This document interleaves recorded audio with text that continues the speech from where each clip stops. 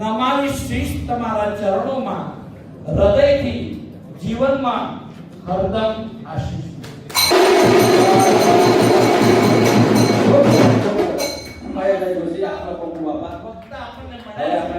એમનો પરિચય આપવાનું મને સૌભાગ્ય પ્રાપ્ત થયું અને એ બાને મારી ફેલોશિપ વધશે. Thank you.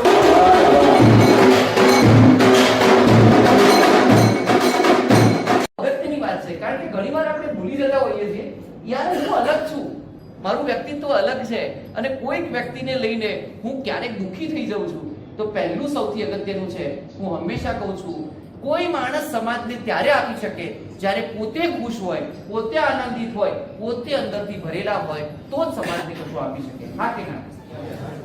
તો દોસ્તો બધાને કહું છું, બધા તમે તો બધા મને આશીર્વાદ આપી શકો એવા છો, પણ સૌથી પહેલી જે આપણી જવાબદારી છે કે બીજાને આપીએ એ પહેલા છે આપણું ખુશ રહેવું, આપણું હેપી રહેવું. આપણા ઉઠતાની સાથે સવારે મોઢા ઉપર સ્માઈલ હોય. કેટલાક લોકોને તો તમે સવારે જોવો ને ઉઠતાની સાથે, હવે આગળ તમે સમજી જાઓ, તમને એમ લાગે ઘડી પી દીધા મોઢા. સાહેબ જિંદગીના આટલા બધા વર્ષ પહેલા તો જીવ્યા છીએ ને, એ જ ઈશ્વરનો આભાર માનવાની જરૂર છે. 1.5 લાખ લોકો પૃથ્વી પર એ સવાર જોઈ નથી શકતા અને આપણે જોઈએ છીએ, એનો મતલબ કંઈક તો સારું છે હજુ આપણામાં. તો ખરેખર પહેલા તો મોઢા ઉપર એક સ્માઈલ હોય, એ મોઢા ઉપર સ્માઈલ સાથે સવાર ઉઠ્યા, એ મોઢા ઉપરના ભાવ સાથે સવારે ઉઠે. કારણ કે ઘણીવાર તો પરિવાર એમ કે આપણને જોઈ કે ઉઠી ગયા લાગે છે, એટલે મને ઘણીવાર એમ થાય કઈ ટોન્ટમાં બોલી રહ્યું છે ને બહુ અગત્યનું છે એમ. એટલે ઘણીવાર ઘણા લોકો ઘરમાં હોય ને તો પરિવાર આનંદિત હોય, પણ ઘણીવાર પરિવાર અહીં ન હોય ઘરમાં એટલે લોકો વધારે આનંદિત હોય. આપણે જોવું પડે કે આપણે જ્યાં છીએ ત્યાં લોકો આનંદિત છે કે નહીં. કારણ એટલા માટે કારણ કે જ્યાં સુધી હું આનંદિત નથી, હું મજાનો માણસ નથી ને, ત્યાર સુધી હું બીજા કોઈને કશું આપી નહીં શકું. તો પહેલી સૌથી આપણી જવાબદારી છે હવેના સમયમાં, કારણ કે એક વસ્તુ છે જે તમે આપો છો ને તુરંત પાછી આવે છે, એ છે તમારી સ્માઈલ. હા કે ના? અહીંયા પણ મેં જોયું હતું સાહેબ, અહીંયા બેઠો બેઠો હું જોતો હતો સુરેખાભાઈ, તમે ગમે તેની વાત કરતા હતા તો કેટલાક તમે ખુશીમાં શરીર બેસાડી હોય એવું જ લાગે. એમના મોઢા પર ના હાસ્ય હોય, ના કોઈ તાળી હોય, ના આનંદ હોય. અરે એ શું કામનું યાર એ શરીર? જાણે એમ લાગે કે શરીર બેઠું છે, હાથમાં ફરવા ગયો છે, આંટો મારીને આવશે હમણાં થોડી વાર પછી. અરે ભાઈ શરીર છે, ભાઈ જીવન છે, મજા કરો ને. તો પહેલું સૌથી અગત્યનું છે કે આપણે સૌને કરવાનું છે એ છે મારે પોતાની જાતને ખુશ રાખવાની છે. કારણ કે હું બીજાને તો જ કંઈક મદદ કરી શકીશ જ્યારે મારી પાસે કશું રહેશે. તો પહેલું સૌથી અગત્યનું છે. હમણાં મારી પાસે બહેનોને મારે રડાબા હોય ને તો 2 મિનિટ થાય. મારી પાસે કાઉન્સેલિંગમાં બહેનો આવે તો મને રડાબા હોય તો ખાલી 2 મિનિટ થાય. તમે કહેશો કે આવું કેવી રીતે? બેન જીવાત મારી સામે બેસે ને એટલે હું એમને પહેલો પ્રશ્ન કરું કે તમે જે કહેવા માંગો છો હું સમજી ગયો છું. આ ઘરમાં તમે જેટલું યોગદાન આપ્યું છે ને એની કોઈને કદર નથી. તે વાત સાચી છે. પછી બીજો પ્રશ્ન એ હજુ બોલે છે પહેલા એમ કહું તમે હતા ને ઘરમાં આ બધું ચાલ્યું, બાકી જો તમે ના હોત ને તો આ લોકો રોડ ઉપર આવી ગયા હોત.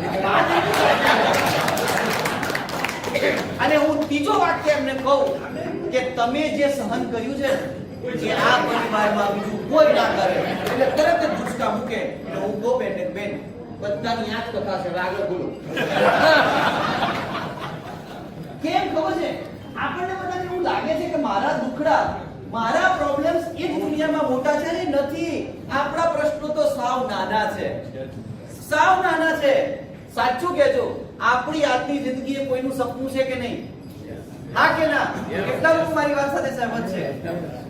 અરે તો કોઈનું સપનું છે આપણું જેવું જિંદગાનું, અને છતાંય આપણે સવારમાં ઉઠતાની સાથે દુખી રહેવાનું, આ ચિંતા કરવાની. અરે ભાઈ કરો, મજા કરો યાર. હવે પહેલું સૌથી અગત્યનું એ છે મારી જિંદગીને હું ખુશ રાખીશ, મજા કરાવીશ. બહુ જ અગત્યની વસ્તુ છે. કારણ કે બહેનો ખાસ અહીંયા જેટલા પણ બહેનો બેઠા છે એમને મારે કહેવું છે, કમરના દુખાવા, માથાના દુખાવા, હાથના દુખાવા એ શરીરના દુખાવા ઓછા છે. છોડી નથી શકાતું ને એના વધારે દુખાવા છે. કારણ એટલા માટે કહેવાય છે, મારી માને હું હંમેશા આવું કહું છું, માં મૂકી દે તો ભાર ઓછો થાય. પણ ઘણી વાર મૂકી નથી શકાતું એ તકલીફ છે. એ પછી પદ પણ હોઈ શકે. એટલે હું ધીમું ધીમું ક્યારેક કોઈ જગ્યાએ બોલીશ. એટલે ઘણી વાર મૂકી નથી શકાતું ભાઈ કોઈને મોકો આપી શકાતો નથી. પણ હા, એ બહુ જ અગત્યની છે. તો સૌથી અગત્યનો આપણો બધાનો રોલ છે એ છે આપણે બધા ખુશ રહીએ. બીજું જે છે સૌથી અગત્યનું છે એ આપણને મોટા ભાગે જોવાનો જે કોઈ પણ ઘટનાનો નજરિયો છે ને એ બહુ મજાનો હોય છે. જેમ કે આજે તમે જોયું હશે ઢોલ વાગતો હતો ને તો આ ઉંમરમાં પણ કેટલા કહેતા હતા બરાબર વાગે કેટલા બંધ કર. તમે સમજો હા ધેટ ઇઝ ઓકે રાઈટ એક કોઈ પણ ઘટનાને જોવાનો એક નજરિયો છે. હવે એક વસ્તુ બહુ અગત્યનું છે જે આપણે બધાય શીખવા જેવું છે. એ નજરિયો બદલાઈ જાય તો જીવન જીવનનો આખો એંગલ બદલાઈ જાય. એક્ઝામ્પલ થી સમજાવી. અહીંયા જેટલા ભાઈઓ સજોડે આવ્યા છે મતલબ જે પણ વડીલો સજોડે આવ્યા છે અને જેટલા એકલા આવ્યા છે મારે એમને બધા પ્રશ્ન સમજો. રાતના 12 વાગ્યા છે ને આપણે બધા લાયન્સના સાહેબ મીટિંગ હતી ને કંઈક મોડું થઈ ગયું છે. રાતના 12 વાગેલા છે, ઘરે તમે ફોન કર્યો નથી. હવે ધ્યાનથી સમજો મારી વાતને. ઘરે ફોન કર્યો નથી અને રાત્રે લગભગ 11:30 12 થઈ. હવે એક મિત્ર હતો ને વડોદરાથી આવેલો હતો. હવે એમને કીધું ક્યાં ભાઈ જશો, ચલો ને રોકી જાઓ.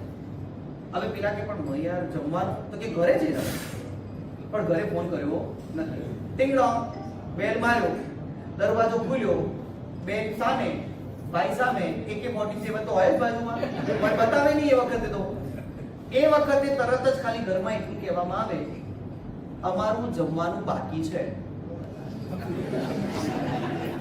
મિત્ર સાથે છે એટલે યોગ્ય તો કશું કહેવાય નહીં ને. પણ રસોડામાં થતો વાસણનો અવાજ બતાવશે કે આજે તમે પછી આવો, પછી વારો છે. યસ ઓર નો? સાહેબ હવે સમજો મારી વાતને. તમે ગયા, તમને તો એ વખતે રસોડામાં જવાની ઈચ્છા થશે જ નહીં કારણ કે મિત્રને સાચવવું પડે એમ છે હમણાં. પણ અવાજ થશે, જમવાનું બનશે, આપણા બેન જમવાનું પણ આપશે, કદાચ મુસ્કાન પણ હશે મોઢા ઉપર. એ કહે છે તમે જમી લો, હું સૂઈ જાઉં છું. હવે જ્યારે ભાઈ બહેનને સુવાડીને આપણે સુવા જઈશું એ વખતનો જે વાર્તાલાપ જો ભાઈ બહેન સાંભળી જાય તો ક્યારે આપણા ઘરે આવે બરાબર. પણ એ સાંભળશે નહીં એની ગેરંટી છે. આપણે સાચવી લેશું બધી. હવે આખી ઘટનાને હું રિવાઇઝ કરું છું. સેમ 12 વાગ્યા છે, 12 વાગે બેલ વાગે છે. તમારી સાથે એવું જે વ્યક્તિત્વ ઊભું છે, દરવાજો ખુલે છે અને એ તમારી સાથે ઉભેલા છે ને તમારા શાળા છે. હવે જમવાનું તમારે પૂછવાનું. તમે કશું નાસ્તો કર્યો તો ચાલે થોડું નાસ્તામાં જમવું પડે ભાઈ. હવે જમવાનું પણ બનશે. રાત્રે 12 વાગશે, ભાઈ અને બેન 1 કલાક વાતો પણ કરશે અને પછી કે તમે કેટલા સારા છો ને મારા ભાઈને અહીંયા સુધી લઈ આવ્યા. સમજાય છે ઘટના એક જ છે. જોવાનો નજરિયો બદલાઈ જાય છે. એક ઘટના દુઃખ આપે છે, એ જ બાકીની ઘટના મને આનંદ આપે છે. બહુ જ અગત્યનું એ છે આપણે સમાજમાં આજુબાજુ શું જોઈએ. બસ આ જોવાનો નજરિયો બદલાઈ જાય તો બહુ જ અગત્યનું છે. એટલા માટે નજરિયોની વાત કરું છું કારણ કે એક વસ્તુ બધાએ સમજવા જેવી છે.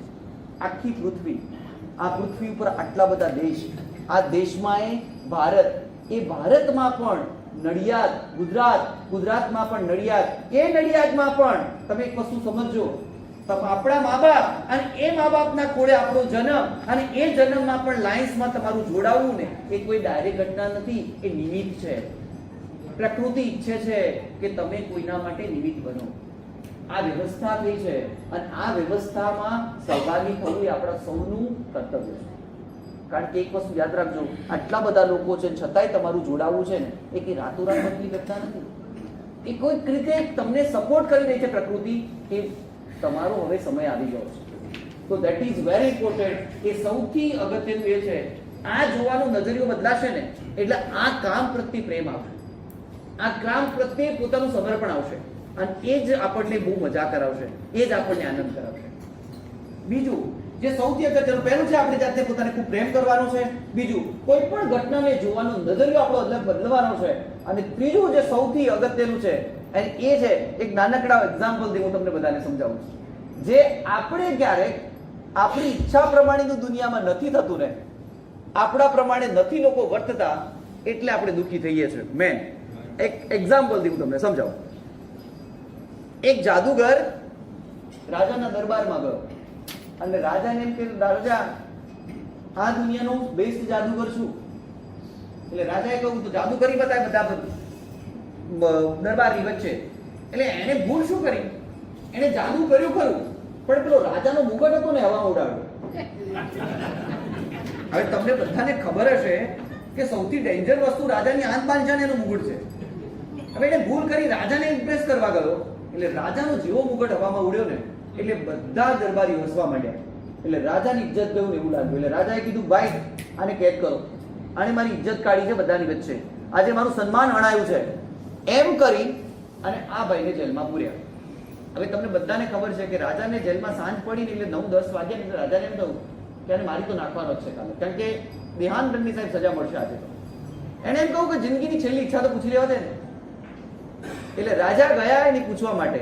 એટલે રાજા જેવા પૂછવા ગયા ને એ બહુ જ હોશિયાર વ્યક્તિ હતો, જાદુગર. એને સાહેબ બહુ સરસ પ્રશ્ન કીધો. રાજાએ કીધું તારી છેલ્લી ઈચ્છા શું? કે રાજા તમારો ઘોડો હવામાં ઉડાડવો છે, આ આપણી છેલ્લી ઈચ્છા છે. તો રાજાએ કીધું મારો ઘોડો? કે હા, મારામાં એવું જોરદાર કર્તવ્ય છે કે જો તમે મને 1 વર્ષનો સમય આપો ને તો તમારો ઘોડો હું હવામાં ઉડાડીશ, વિચારી લેજો.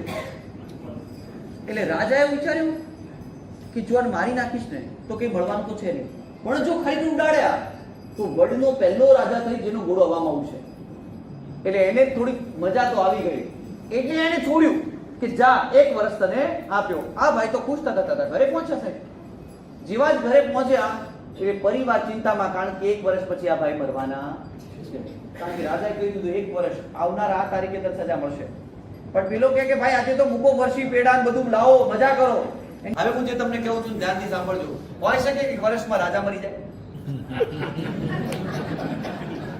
હોય શકે કે 1 વર્ષમાં પેલો ઘોડો મરી જાય, હોય શકે કે 1 વર્ષમાં મને હાર્ટ એટેક આવે ને હું જતો રહું, અરે હોય શકે કે વર્ષમાં કઈ ન થાય અને મને ઘોડાને ઉડાડવાની વિદ્યા આવડી જાય. આ બધુંય નહીં થાય તો કઈ નહીં, આજે મરતો તો એની જગ્યાએ વર્ષ જીવવા તો મળશે.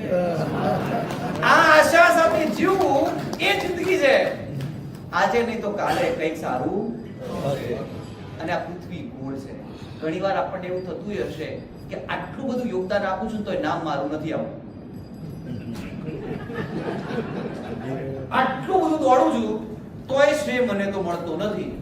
આવું થતું હશે, સ્વાભાવિક છે. પણ એક વસ્તુ યાદ રાખવાનું, કોઈ નથી જોતું. આ નેચરમાં વ્યવસ્થા છે, પૃથ્વી ગોળ છે. તમે જે આપો છો ને એ નેચર 1 નહીં 2 નહીં, સવાયું નહીં, દોઢું નહીં, 100 ગણું પાછું આપે છે. બસ આપવું શરૂ કરવું પડશે પહેલા. આ બહુ જ અગત્યનું છે. એકવાર આપવાનું શરૂ કરીએ ને પછી, કારણ કે તમે જુઓ તો ખરા પ્રકૃતિમાં દરેક તત્વને જોઈ લો. તમે 1 કિલો અનાજ નાખો ખેતરમાં, સાહેબ 100 કિલો આપશે. 1 આંબોમાં કેરી વાવો, 10 વર્ષ કેરીઓ આપશે. હા કે ના? નેચરની વ્યવસ્થા છે, જે આપે છે એને મળે છે. એટલે ઘણા લોકો પોતાની મિલકતના માલિક હોય છે અને ઘણા પોતાની મિલકતના ચોકીદાર હોય છે. આપણે નક્કી કરવાનું આપણે આપણી મિલકતના શું છે.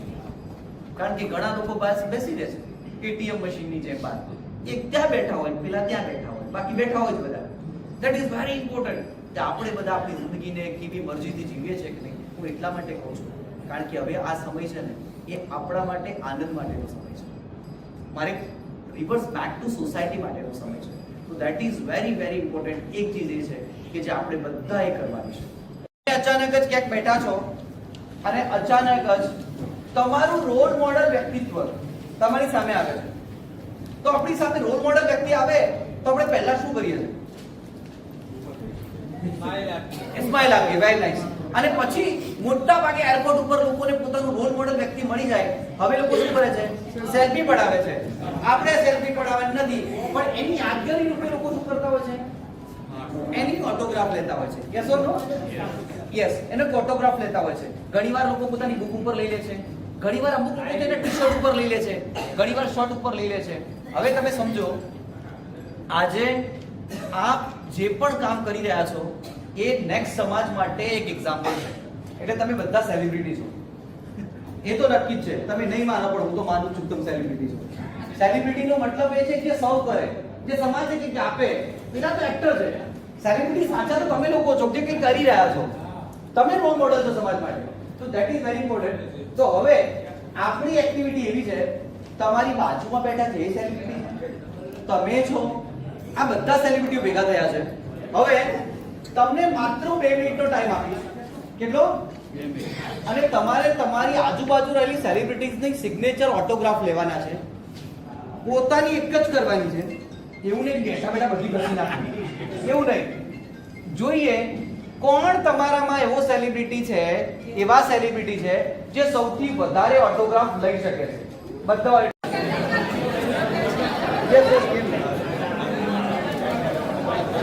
ઓટોગ્રાફ. ચલો ચલો ચલો ચલો ચલો ચલો. Very nice, very nice. આદિત્યભાઈ.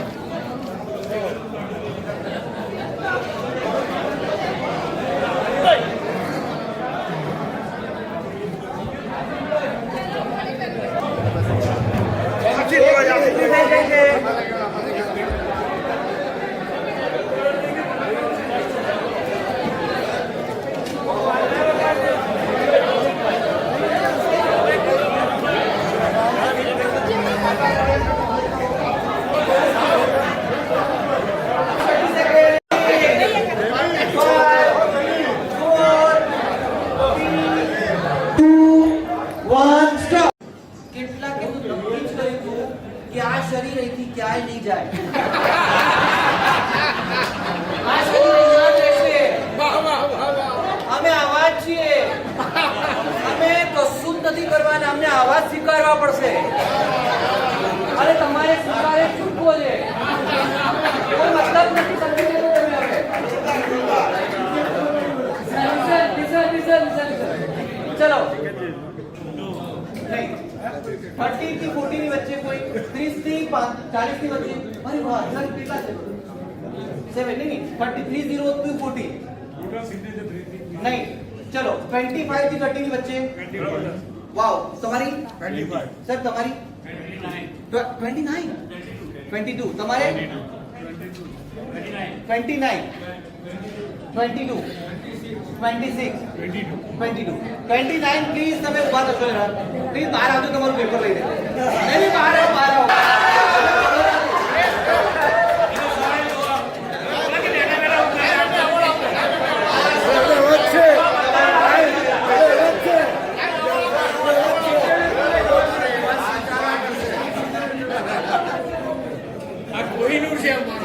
જોયું? પણ સાચા જ છે. નહીં but that is very nice કે એમને એક્સેપ્ટ કર્યું કે સર જો હું આ જગ્યા મારી અહીંયા જ છે આ પૃથ્વી ઉપર અને મેં અહીંયા ક્યાંય છોડી નથી. નાઇસ. ઓકે બીજું એમના પછી 29 26 તમારા હતા કરેક્ટ? 26 કોણ હતું સર? તમે 26 હતા. સોરી 26 ને પ્લીઝ કમ આવો. એક મિનિટ તમારી મને બતાવજો પછી. ઓકે આ સેમ બધાની છે કોની? ઓકે ઓકે ઓકે કઈ વાત નહીં. ચલો તમે આવજો.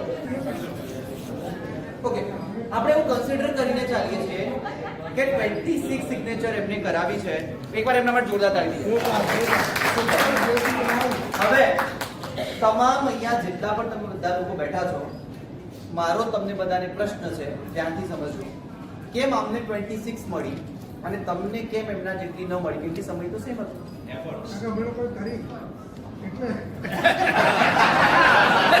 That is very. અને બીજું તમે શું કર્યું? એફર્ટ. એમનું છે ને સમજવા જેવું છે. એમને શું કહ્યું? તમારું ફોકસ સિગ્નેચર આપવામાં હતું. તો આમનું ફોકસ ક્યાં છે? પ્રકૃતિમાં કેટલાકે તો નક્કી જ કર્યું છે જેટલું આવે એટલું લઈ લો.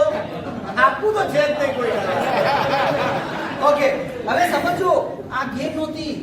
આ આપણો જિંદગીનો નજરિયો છે. એને સમજવા જેવું છે થોડું. અને થોડું સમજજો તો ખબર પડશે.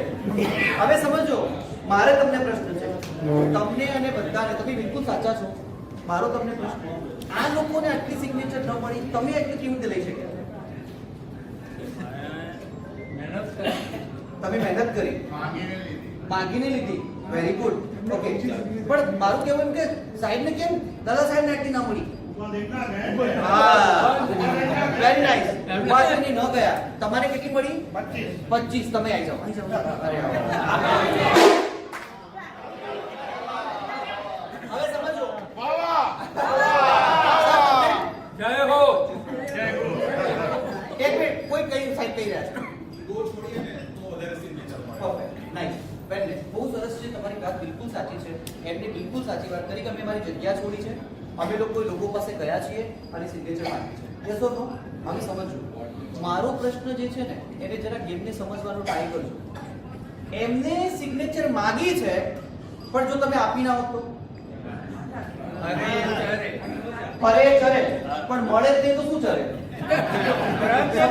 મારી વાતને સમજો. મારે જે કહેવું છે ને તમે સમજો. મારો પ્રશ્ન છે, તમે ગયા સર, તમે સમજો. માણસને જોઈ સિગ્નેચર આપી દે. યસ, તમે સાહેબ પાસે ગયા હોત, સમજો ધ્યાનથી, સમજો. મારી વાતને બધા સમજવાનો ટ્રાય કરતા પછી રાખો. તો તમે બીજે ગયા હોત, તમે સ્ત્રીને ના નથી પાડી, અગેન સમજો. સાહેબ તો કંઈ કામ કરો, થોડી વાર પછી આપો. તો શું 25 થઈ હોત આટલા ટાઈમમાં? ના.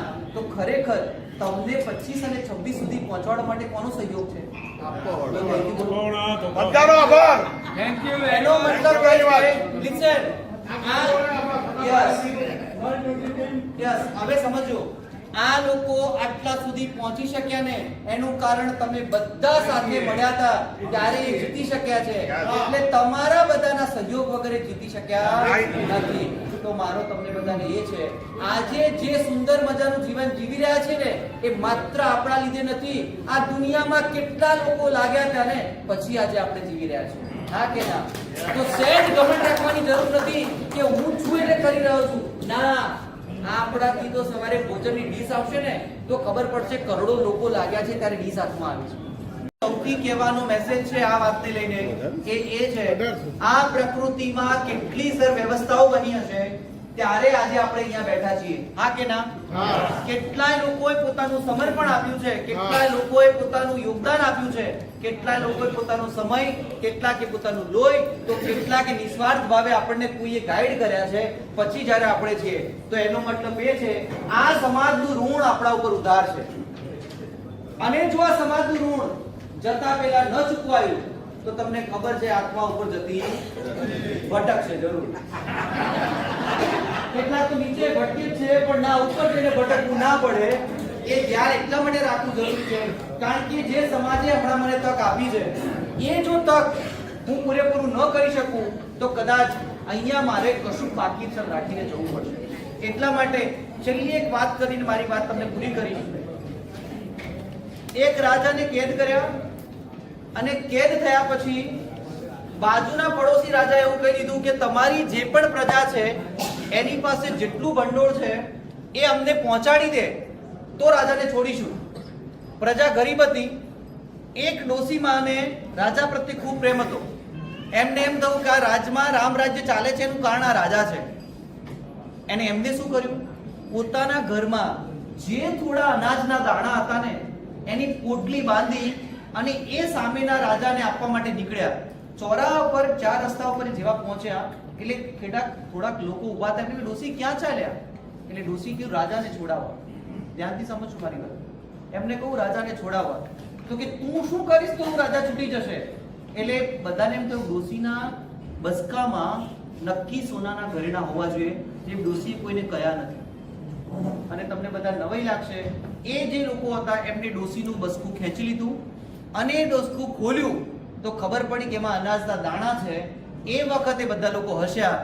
ડોસીમાં તમને એટલી તો ભાન છે કે નહીં કે તમારા 500 ગ્રામ અનાજના દાણાથી આ રાજા દુશ્મન રાજા છે આપણા રાજાને નહીં છોડે. ત્યારે ડોસીમાએ જે જવાબ આપ્યો ને આપણે બધાએ સાંભળવા જેવું છે. એમને એમ કહ્યું રાજાને છોડશે કે નહીં છોડે એ મને ખબર નથી પણ હું ઉપર જઈશ અને મને જો ઈશ્વર એવો પ્રશ્ન પૂછશે કે તારો રાજા કેદ થયો હતો જેણે આખી જિંદગી તારા માટે બધું કર્યું છે એને છોડાવવા માટે તે કઈ પ્રયત્ન કર્યો તો તમારા જે મૂંગા મોઢે નહીં ઊભી રહું ઉપર જઈને કહીશ કે હું દાણાએ આપી આવી. તો કમસે કમ ટ્રાય કરીએ, પ્રયત્ન કરીએ. ક્યાંય જ ઉપર જઈને આપણે બધા મૂંગા મોઢે નથી ઊભું રહેવું. So thank you very much. હું મારી વાત અહીંયા અટકાવું.